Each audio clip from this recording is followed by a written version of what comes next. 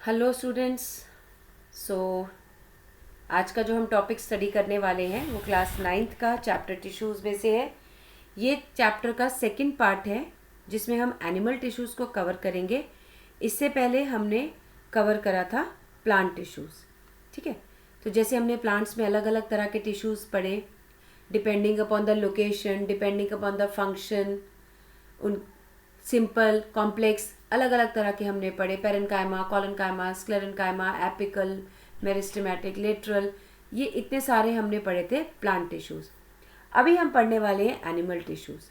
So animal और ज़्यादा complex है प्लांट से, और एनिमल्स की ज़्यादातर जो बॉडी मेकिंग है it is towards the movement, मतलब उसकी बॉडी को मूव करने में हेल्प होती है।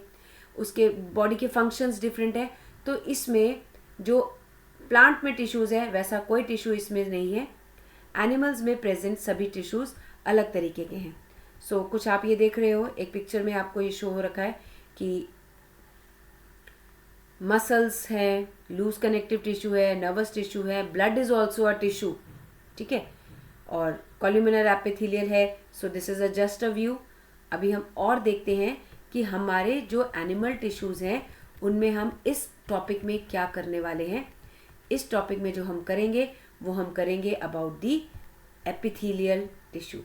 ठीक है, और उसकी फिर हम बहुत सारी कैटेगरीज करने वाले हैं जो कि आपके लिए थोड़े से डिफ़िकल्ट होने वाले हैं। Names: squamous, stratified, columnar, ciliated, cuboidal, glandular.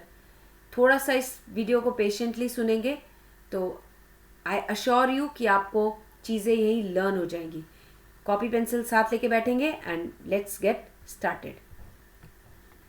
तो स्टार्ट कर रहे हैं हम एपिथेलियल टिश्यू से।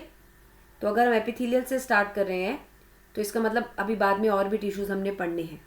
तो थोड़ा सा देख लेते हैं कि जो बाद में टिश्यू पढ़ने हैं उनमें कौन कौन से टिश्यूज़ हमारे हैं। एक जनरल क्लासिफिकेशन, कैटेगरीज हम टिश्यू की देखते हैं और उसके बाद हम चलेंगे अपने ये एपिथेलियल टिश्यू पर। तो जो एनिमल टिश्यू है उसको ब्रॉडली हमने 4 कैटेगरीज में डिवाइड किया है: एपिथेलियल, मस्कुलर, देन हमारे पास है कनेक्टिव टिश्यू, फिर हमारे आते हैं नर्वस टिश्यू। अब इस स्क्रीन पर आप इतने सारे नाम देख रहे हैं, इनमें से कई सारे नाम आपको मालूम है लेकिन बहुत सारे ऐसे हैं जो आपको नहीं मालूम। सबसे जो आपके लिए कॉमन रहने वाला है वो है नर्वस टिश्यू, क्योंकि इसके बारे में आप न्यूरॉन्स के बारे में थोड़ा बहुत पहले से पढ़ चुके हैं। कनेक्टिव टिश्यू में आप कुछ कुछ चीज़ें पढ़ चुके हैं, जैसे आप बोन के बारे में सुन चुके हैं या पढ़ चुके हैं। सिमिलरली ब्लड के बारे में आप जानकारी थोड़ी बहुत रखते हैं। कार्टिलेज भी कुछ कुछ बच्चों को पता होगा, बट जो ये बाकी के सारे कनेक्टिव टिश्यूज़ हैं, फाइब्रस, एडिपोस, एरियोलर टिश्यू, ये सब आपके लिए नए टिश्यूज़ रहने वाले हैं। करेंगे इसको भी, लेकिन ये हम अपकमिंग वीडियोज़ में करेंगे। फिर जो हमारे टॉपिक आ रहे हैं that is about the muscular tissue. Muscular tissue, ये 3 तरह के टिश्यूज़ पढ़ने वाले हैं हम मसल्स में। नो नीड टू वरी, इस लेक्चर में हम इसको ख़त्म नहीं करेंगे। तो भाई इस लेक्चर में हम क्या करने वाले हैं? इस लेक्चर में हम सिर्फ पढ़ेंगे एक टिश्यू जो है एपिथेलियल टिश्यू, और हमें उसकी करनी है कैटेगरीज। एपिथेलियल टिश्यू के में जो हमने 6 टाइप ऑफ एपिथेलियल टिश्यू पढ़ने हैं वो है simple squamous, stratified squamous, columnar, ciliated columnar, then cuboidal, and the last one is the glandular. तो ये आपके 6 टिश्यूज़ हैं। चलिए स्टार्ट करते हैं एक एक करके सबको, and you can make your notes side by side क्योंकि आपको वो बहुत हेल्प देने वाले हैं। ठीक है, ये वही स्लाइड है। इसमें आपको सिर्फ उसमें आपको टेबल फॉर्म में दे रखा था, फ्लो चार्ट फॉर्म में, इसमें आपको नोट्स फॉर्म में है। ठीक है, और ये एक और टेबल फॉर्म में ऐसे भी आ रहा है। सो कैसे भी आप इसको लर्न कर सकते हैं। ज़्यादा टेबल्स मतलब ज़्यादा ग्रास्पिंग, वैसे ही है ना। चलिए अभी हम पढ़ने वाले हैं अपना टॉपिक जो है हमारा एपिथेलियल टिश्यू। एपिथेलियल टिश्यू में क्या होता है? एपिथेलियल टिश्यू, सबसे पहले क्लासिफिकेशन पढ़ने से पहले हमें इसके जनरल फीचर्स के बारे में पता होना चाहिए कि जो ये एपिथेलियल टिश्यू है ये क्या है। अब अगर अब ह्यूमन बॉडी के बारे में बात करें, एक बहुत रफ सा डायग्राम बनाते हैं हम ह्यूमन बॉडी का। ये रही हमारी ह्यूमन बॉडी, ठीक है, ये हमारी ह्यूमन बॉडी, और इसकी लेग्स भी बना देते हैं।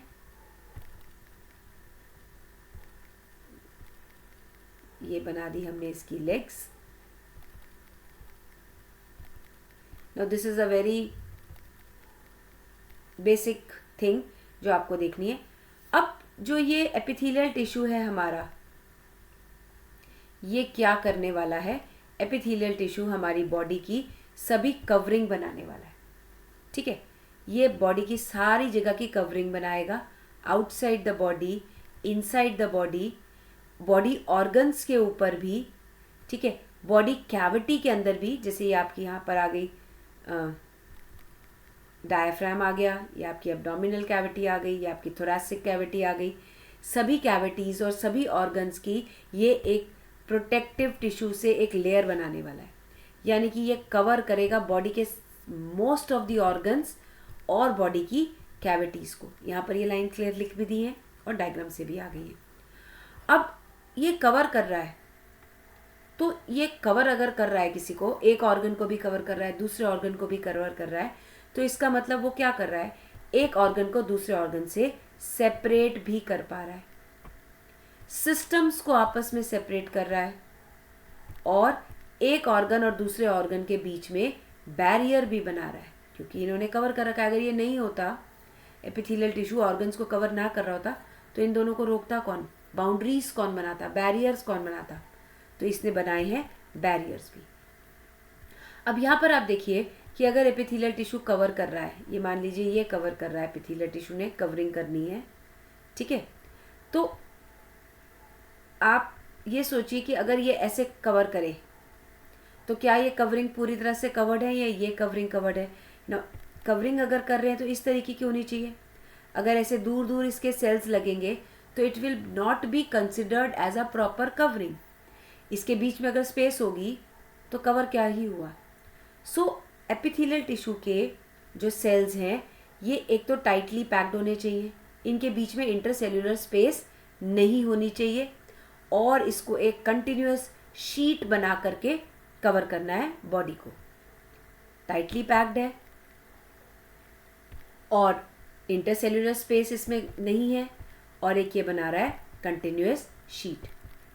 अब अगर ये पूरी तरीके से कंटिन्यूअस शीट, अगर ये पूरी तरीके से एक कंटिन्यूअस शीट बनाकर बॉडी को कवर कर देगा, तो एक तरह से मतलब ये समझिए कि अगर आपकी बॉडी को कोई पूरा का पूरा पॉलिथीन से कवर कर दे, सो वो बॉडी के लिए बहुत हार्मफुल रहेगा। तो ये सेल्स इस तरीके के होते हैं कि ये कवर तो करते हैं बट फिर भी ये मटेरियल के एक्सचेंज को अलाउ कर सकते हैं, means they are selectively permeable, they make it possible for the exchange of material between the body and outside the body. So ये परमिएबल भी है, ठीक है। सो एक बार इसके थोड़े से हम पॉइंटर्स को यहाँ से देख लेते हैं। नाउ अब ये प्रेजेंट कहाँ कहाँ पर है? Now this is present in the skin. अभी जैसे मैंने डायग्राम में ड्रॉ किया, स्किन के ऊपर प्रेजेंट है, हमारी माउथ की लाइनिंग में प्रेजेंट है, ब्लड वेसल्स के ऊपर लाइनिंग बना रखी है इसने, किडनी टिब्यूल्स के ऊपर लाइनिंग बना रखी है, और लंग एल्वियोली के ऊपर इसने लाइनिंग बना रखी है, और भी बहुत सारी जगह है ना। अब इन सब के ऊपर इसने बना रखी है पूरी की पूरी कवरिंग और लाइनिंग। जैसे ये एक ऑर्गन है, इसके ऊपर इसने ये पूरा का पूरा लाइनिंग बना रखी है, ठीक है, कवर, चाहे वो स्किन है, चाहे माउथ है, चाहे आपकी ब्लड वेसल्स हैं, ऐसे करके इसने पूरी इसके ऊपर लाइनिंग बना रखी है।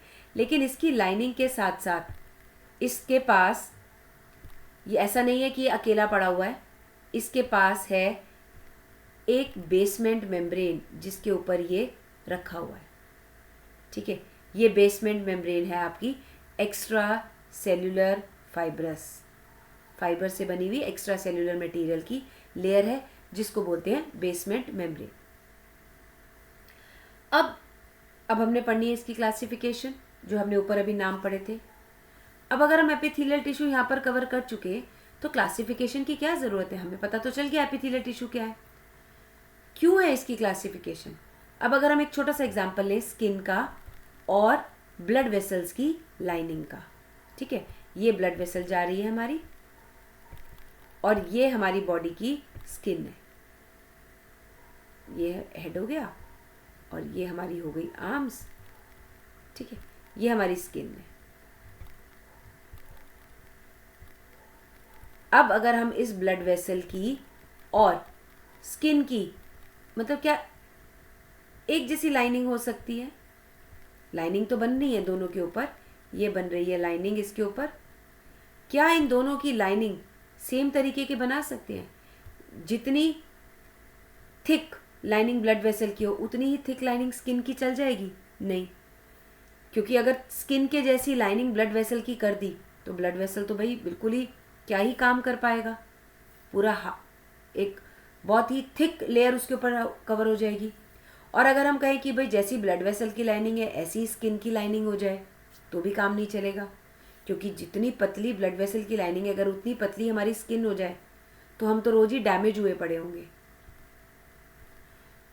We will be exposed to all sorts of pathogens that are present in the atmosphere. Also wear and tear body की बहुत ज़्यादा होती है, हम कहीं हाथ लगाते हैं कुछ भी, बहुत ज़्यादा wear and tear हमारी बॉडी को फेस करनी पड़ती है। तो लोकेशन के बेसिस पर और फंक्शन के बेसिस पर जो एपिथेलियल टिश्यूज़ हैं वो कुछ और तरह के भी हैं, ठीक है। अब वो कौन से हैं ये थोड़ा हम देखेंगे कि जो हमारे एपिथेलियल टिश्यूज़ हैं किस तरीके के हैं। थोड़ा सा नाम देख लेते हैं यहाँ पर और इनकी फिर हम आगे चल के डिटेल स्टडी करेंगे। सिंपल क्यूबॉइडल शेप देखिए और पहचानिए इसको कि क्यों इसका नाम ऐसा रखा गया होगा। Simple cuboidal, cube shaped. Simple squamous, squamous कैसे हैं? बिल्कुल चपटे, फ्लैट, पतले, जैसे किसी ने बिल्कुल इनको पीट पीट के पतला कर दिया है, ठीक है, स्क्वैश कर दिया है, बोलते हैं ना। नाउ देन उसके बाद जो हमारे नेक्स्ट आ रहा है उसकी शेप देखिए, बिल्कुल अलग शेप है। शेप से आपको पता चल रहा है पिलर शेप्ड है या कॉलम के जैसे हैं, ठीक है। जैसे आप अपनी एसएसटी पढ़ते हैं तो बोलते हैं मंदिर का जो है आपके कंस्ट्रक्शंस उनको बोलते हैं they rest on a column, column मतलब पिलर, तो ये आपके हैं पिलर शेप्ड या कॉलमिनार। उसके बाद ये आपके आते हैं स्ट्रैटिफाइड। स्ट्रैटिफाइड में देखिए आप कितनी सारी लेयर्स हैं, एक ये 2, third layer, then one more layer, then one more layer, then one more layer and so many layers. And कितना थिक स्ट्रक्चर है इसका, यहाँ से यहाँ तक कितना थिक स्ट्रक्चर है। तो जो लेयर्स में है उसको बोलते हैं हम स्ट्रैटिफाइड। यहाँ स्ट्रैटिफाइड वर्ड आपका कहाँ से आ रहा है? यहाँ पर स्ट्रैटिफाइड वर्ड आपका आ रहा है स्ट्राटा से। स्ट्राटा मीन्स लेयर्स, ठीक है। तो यहाँ पर लेयर्स हैं तो इसलिए इसको स्ट्रैटिफाइड बोल रहे हैं। और आप टॉप पर देख रहे हैं ये फ्लैट सेल्स की लेयर्स हैं, स्क्वैमोस सेल्स की लेयर हैं, तो इसलिए इसको हम बोलते हैं stratified squamous. We call them as stratified squamous. अब जो नेक्स्ट टाइप ऑफ सेल्स आपके पास आ रहे हैं जो एपिथेलियल के नेक्स्ट कैटेगरी है, दैट इज कि इन सेल्स के ऊपर अगर ये हेयर लाइक स्ट्रक्चर्स हैं and these hair like structures, these structures are called as cilia. इन स्ट्रक्चर्स को हम क्या बोलते हैं? We call them as cilia. अब क्योंकि इनके पास सीलिया है तो इसीलिए इनका नाम पड़ गया सीलिएटेड एपिथेलियम। और अगर ये कॉलम शेप्ड सेल के ऊपर सीलिया लगे हैं तो इनका और स्पेसिफिक नाम क्या हो गया? Ciliated columnar epithelium. ठीक है जी, चलो फिर आगे एक और तरह के सेल देखने वाले हैं हम जो एपिथेलियल टिश्यू का नेक्स्ट कैटेगरी है, दैट इज ग्लैंड्यूलर। ये कुछ ग्लैंड्स बना लेते हैं, चाहे सिंगल सेल के ग्लैंड बना लें, यूनिसेल्यूलर, ये देखो ये एक ग्लैंड है, या ये मल्टी सेल्यूलर ग्लैंड बना ले, तो ये बन जाते हैं आपके ग्लैंड्यूलर एपिथेलियम। चलिए अब एक एक की हम डिटेल स्टडी करने वाले हैं। फर्स्ट जो हम स्टडी करने वाले हैं that is about the squamous epithelial. This is the squamous epithelial. Squamous epithelial हमने पढ़ा कैसे सेल्स हैं, फ्लैट सेल्स हैं। नाउ ये फ्लैट सेल्स जो हैं नीचे आप देखिए बेसमेंट मेम्ब्रेन के ऊपर है, ठीक है। एक मिनट बेटा, स्क्रीन हिल गई, रुक जाइए।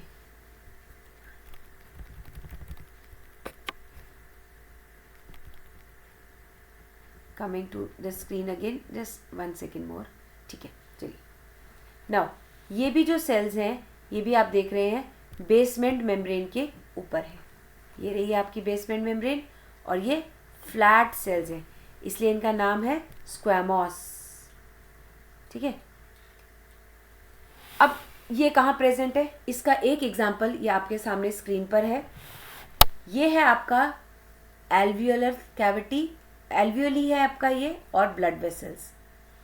एल्वियोली कहाँ प्रेजेंट होते हैं, आपके एल्वियोली प्रेजेंट होते हैं लंग्स में, और इनका काम क्या होता है, ये लंग्स के लास्ट पार्ट हैं और ये बैग लाइक स्ट्रक्चर्स हैं जिनमें कि नॉस्ट्रल्स से हवा आने के बाद ट्रैकिया से होती हुई, ब्रोंकी से होती हुई हमारे लास्ट पार्ट एल्वियोली के अंदर चली जाती है, एंड एल्वियोली जो है वो बैग लाइक स्ट्रक्चर होते हैं, ठीक है। अब ये आ गया आपका एल्वियोली। अगर आपको पूरा रेस्पिरेटरी ट्रैक्ट याद नहीं है तो कोई दिक्कत नहीं है अभी के लिए, वैसे आपको याद होना चाहिए, that is very important, but अभी के लिए आप यहाँ से भी काम चला सकते हैं इसका, कि रेस्पिरेटरी ट्रैक्ट से ये आपकी अंदर एयर आ रही है जो आपने सांस ली थी। So this air contains most of the oxygen, इसमें बहुत सारी आ गई ऑक्सीजन। अब इस ऑक्सीजन को रेस्पिरेटरी सिस्टम यानी कि एल्वियोली से निकलकर जाना है पूरी बॉडी के सेल्स के पास, ठीक है। पूरी बॉडी के सेल्स को ऑक्सीजन चाहिए होता है अपने फूड को ब्रेक करके, जो ग्लूकोज है उसको ब्रेक करके एनर्जी बनाने के लिए, तो ठीक है।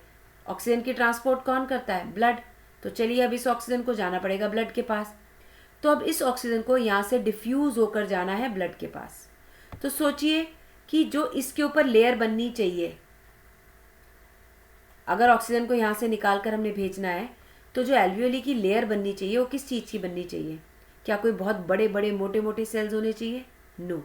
यहाँ पर कैसे होने चाहिए, बिल्कुल पतले, पेपर की तरह पतले सेल्स, स्क्वैमोस सेल्स। तो यहाँ पर जो इनकी लाइनिंग बन रही है वो किसकी लाइनिंग बन रही है, आपकी स्क्वैमोस एपिथेलियम की, जिससे कि इसमें से ऑक्सीजन का डिफ्यूजन बाहर आराम से हो जाए। चलिए जी, यहाँ तो हो गया। अब इस ऑक्सीजन ने निकल के जाना है ब्लड के पास, तो ब्लड वेसल के बाहर भी ऐसी लेयर होनी चाहिए कि भाई ये ऑक्सीजन को आने भी तो दे, तो ये भी मोटी लेयर नहीं होनी चाहिए। This layer should also be made up of simple squamous, पतले वाले, जिससे कि ऑक्सीजन यहाँ से निकले और ब्लड वेसल के अंदर आ जाए। तो गैसेस का डिफ्यूजन हो गया, ऑक्सीजन एल्वियोली से निकली और यहाँ आ गई। सिमिलरली ब्लड वेसल्स पूरी बॉडी से कार्बन डाइऑक्साइड को कलेक्ट करके लाई थी, और ये कार्बन डाइऑक्साइड ब्लड से निकलकर, ये कार्बन डाइऑक्साइड ब्लड से निकलकर चला गया हमारा एल्वियोली के पास, और एल्वियोली ने अब इसको क्या करा, यहाँ से कार्बन डाइऑक्साइड उठाई और हमारे रेस्पिरेटरी ट्रैक्ट, पूरे रेस्पिरेटरी ट्रैक्ट से एक्सहेलेशन से ये बाहर चली गई, ठीक है। तो यहाँ पर हमको समझ में आ गया कि जहाँ पर भी ऐसा सरफेस है जो कि हमें ज़्यादा परमिएबल चाहिए, डिफ्यूजन चाहिए, जैसे कि ईसोफेगस, जैसे कि lining of the mouth, blood vessel, alveoli, वहाँ पर प्रेजेंट होगा आपका स्क्वैमोस एपिथेलियल टिश्यू। अब इस स्क्वैमोस एपिथेलियल टिश्यू के हम कुछ पॉइंटर्स देख लेते हैं। वैसे आपने समझ लिए हैं, but still if you want we can go through these pointers, कि ये जो स्ट्रक्चर है ये फ्लैट और थिन स्ट्रक्चर है। ये भी अपनी बेसमेंट मेम्ब्रेन के ऊपर है, लेकिन इसकी एक ही सिंगल लेयर है। सिंगल लेयर का ये बना हुआ है और बेसमेंट मेम्ब्रेन के ऊपर है। और इसकी जो लाइनिंग है काफ़ी डेलिकेट लाइनिंग बनती है इससे। प्रेजेंट कहाँ होगा?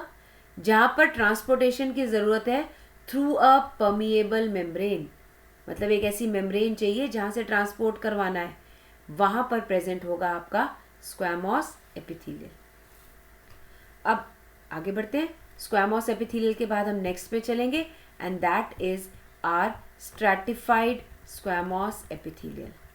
स्ट्रैटिफाइड जैसे वर्ड से समझ में आ रहा है, स्ट्रैटिफाइड मतलब स्ट्राटा, स्ट्राटा से बना हुआ है ये।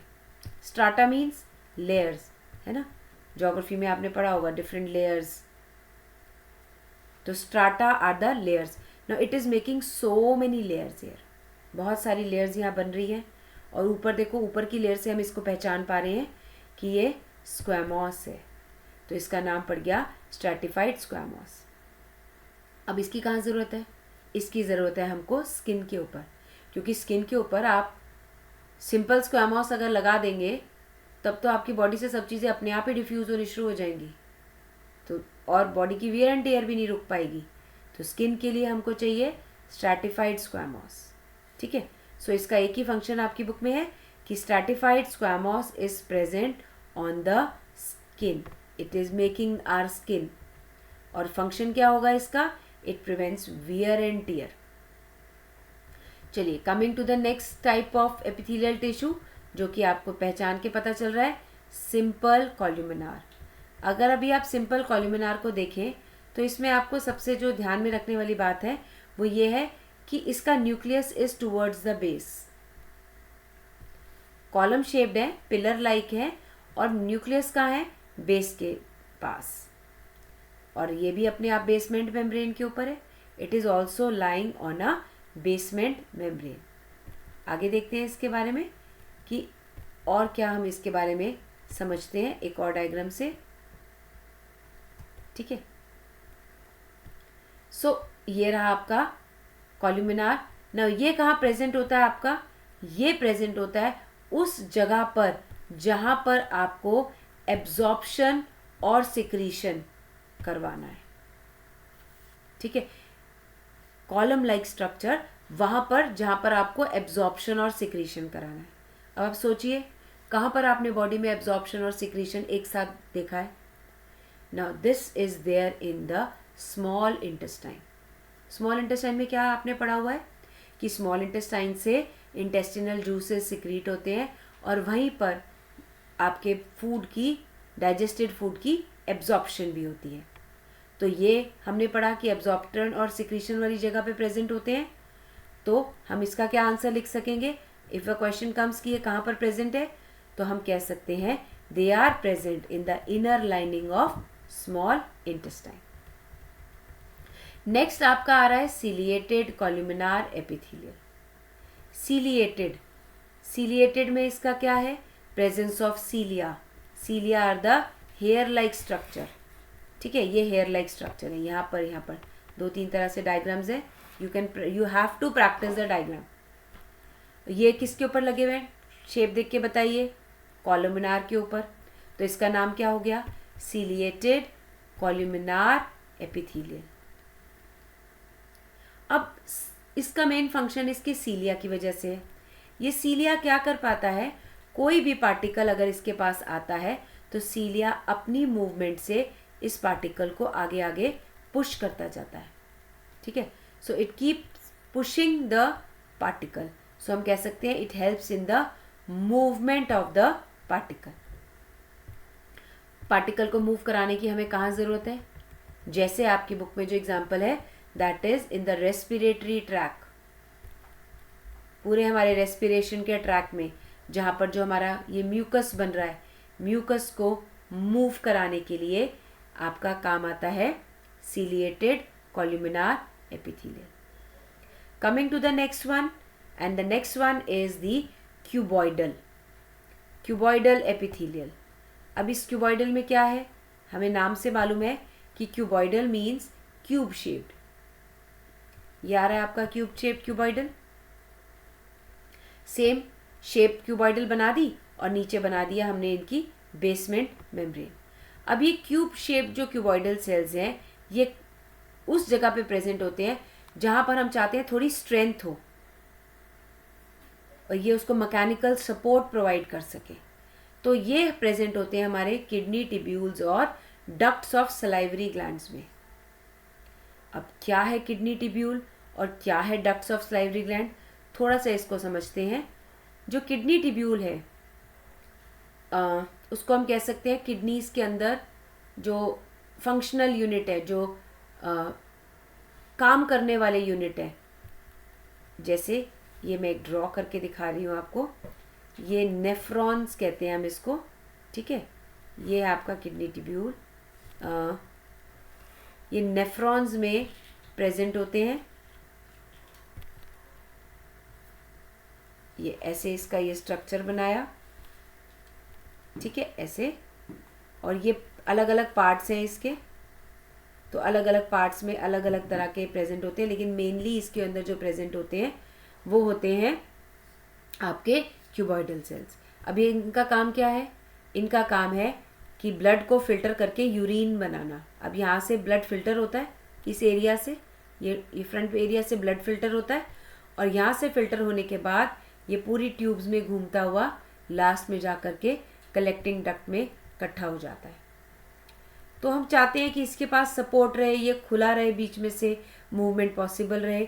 तो इसके अंदर हमारे प्रेजेंट होते हैं क्यूबॉइडल एपिथेलियल टिश्यू, और ये प्रेजेंट होते हैं हमारे डक्ट्स ऑफ सलाइवरी ग्लैंड। अब ये सलाइवरी ग्लैंड्स के डक्ट्स क्या है, ये अभी हम आगे ग्लैंडुलर टिश्यू पढ़ते हैं, तो अभी हम उसमें इसको कवर करेंगे, ठीक है। तो चलिए हम नेक्स्ट टिश्यू की तरफ चलते हैं, जो है हमारे ग्लैंडुलर एपिथेलियल टिश्यू। अब ये एपिथेलियल टिश्यू कभी कभी अपने फंक्शंस को थोड़ा मॉडिफाई कर लेते हैं और चीज़ें सिक्रीट करना शुरू करते हैं, ठीक है।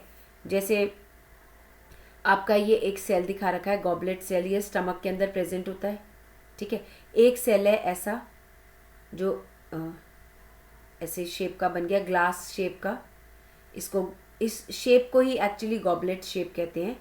तो इस शेप का ये सेल अपने आप को कन्वर्ट कर लिया। अब यहाँ से ये अपनी सिक्रीशंस निकाल रहा है, म्यूकस है और बाकी चीज़ें हैं जो स्टमक में ये सिक्रीट कर रहा है। ये सिंगल सेल का ग्लैंड हो गया, तो इसको हम बोलते हैं यूनिसेल्युलर ग्लैंड।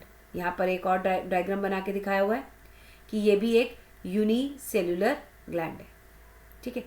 अब ग्लैंडुलर एपिथेलियल या तो एक ही सेल अपने आप को ग्लैंड में बना लेगा, या फिर ये अपना एक ग्रुप बना लेते हैं और मल्टी सेल्युलर सिक्रीशंस, मतलब बहुत सारे सेल्स मिलकर एक ग्लैंड बना लेता है। इसके एक डायग्राम देखेंगे तो आपको ज़्यादा अच्छे से समझ में आएगा। ये रहा इसका डायग्राम कि ये एपिथेलियल सेल के बहुत सारे सेल्स ऐसे इनवर्ड फोल्ड हो जाते हैं, अंदर की तरफ फोल्ड हो जाते हैं और एक पैकेट जैसी चीज़ बना लेते हैं। अब यहाँ पर दो अलग अलग तरह से सेल्स अपने अपना काम डिस्ट्रीब्यूट कर लेते हैं। जो अंदर के सेल्स हैं, ये जो अंदर के डार्क कलर के सेल्स आपको दिख रहे हैं, ठीक है, एक मिनट, ये जो अंदर के आपको डार्क कलर के सेल्स दिख रहे हैं, ये सिक्रीटरी इन नेचर है, मीन्स ये ही आपके सिक्रीशंस निकालेंगे जो भी है। ये जो ऊपर के सेल्स दिख रहे हैं ये सिक्रीट नहीं करते, और इनको इस जो एरिया बन रहा है इनको बोलते हैं हम डक्ट। ये जो डक्ट वाले सेल्स हैं ये सिक्रीट नहीं करते, और इसी डक्ट में आपके हैं कौन से सेल? क्यूबॉइडल सेल, ठीक है। तो जो अभी हम बात कर रहे थे कि क्यूबॉइडल अभी आगे पढ़ेंगे जो डक्ट में है, तो यही वो डक्ट है जो क्यूबॉइडल सेल्स की बनी है, और यही वो एपिथेलियल सेल्स हैं जो आपका ग्लैंड बना रहे हैं, और ये है आपके ग्लैंडुलर एपिथेलियल, ठीक है। सो मूव करते हैं, ये this is the last topic जो हमने कवर करा है ग्लैंडुलर एपिथेलियल टिश्यू का, ठीक है। एक बार इसकी रीडिंग देख लेते हैं ग्लैंडुलर एपिथेलियल की।